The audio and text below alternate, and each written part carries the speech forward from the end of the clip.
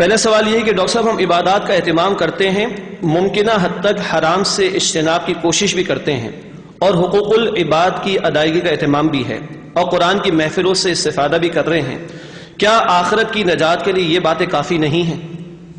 قطعاً کافی نہیں۔ سب سے بڑا حق آپ نے کہاں ادا کیا؟ یہ زمین اللہ کی ہے، یہاں پر اللہ کا نظام چلنا چاہیے، اس کے لیے جد و جہد کی آپ نے۔ آپ حقوق کی بات کرتے ہیں، اولاد کے حقوق آپ کو یاد ہے، بیوی کے حقوق یاد، اللہ کا حق یاد ہے؟ اللہ کا حق یہ نہیں ہے صرف کہ آپ نماز پڑھ لیں اور روزہ رکھ لیں۔ اللہ کا حق تو یہ ہے کہ اللہ کے دین کو ان اقیموا الدین ولا تتفرقوا فیہ، دین کو قائم کرو۔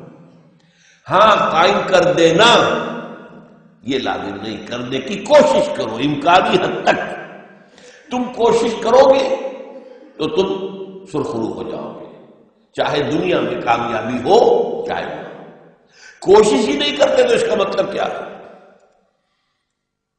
سوچیے، اس کا مطلب یہ ہے کہ آپ باطل نظام پر راضی ہیں۔ یہ جو بش نے کہا تھا یا کولن پاول نے کہا تھا مشرف سے، یو آر ود اس اور اگینسٹ اس، یہ اصل میں بائبل کا جملہ ہے۔ یو آر اگینسٹ می اور ود می، اللہ کہتا ہے تم میرے ساتھ ہو یا میرے خلاف ہو، درمیان میں کوئی گرے لائن نہیں ہے، دوئت کریں۔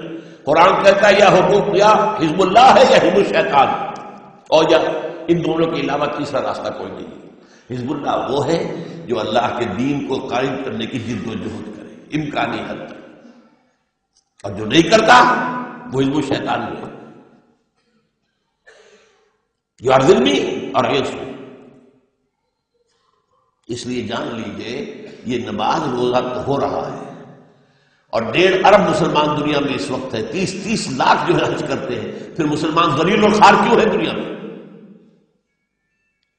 قرآن تو کہتا ہے انتم الاعلون ان کنتم مومنین، اگر تم مومن ہوگے تو تم ہی سب سے سربلند ہوگے۔ آج ہم سربلند ہیں یا سب سے نیچے ہیں؟ حقیقت کو دیکھیے، کیا حیثیت ہے ہماری؟ ڈو وی ہیو اینی سے ان دی انٹرنیشنل افیئرس؟ ہماری کوئی رائے مانگتا ہے؟ کس نمی پرسد کے بھیا کشتی تم ہو کون؟ تم سے کیا پوچھنا ہے؟ تم تو ہمارے غلام ہو۔ آج جمعے میں میں نے کہا تھا الیکٹرسٹی کا ریٹ بڑھاؤ، تیل کی قیمتیں بڑھاؤ، کیوں؟ کس کا حکم ہے؟ بھائی آئی ایم ایف کا حکم ہے۔ اصل حاکم تو ہمارا آئی ایم ایف ہے۔ یہ حال ہمارا ہے، اور اس پر ہم لگے ہیں۔ مست رکھو ذکر و فکر صبح گاہی میں اسے، اور پختہ تر کر دو مزاج خانقاہی میں اسے، اور نمازیں پڑھا لو اور روزے رکھ لو، لیکن جب تک کہ آپ اللہ کے دین کو قائم کرنے کی ایکٹیو کسی جد و جہد میں باضابطہ جماعتی ڈسپلن کے ساتھ شریک نہیں ہوں گے، اللہ تعالیٰ کے ہاں نجات نہیں ملے گی۔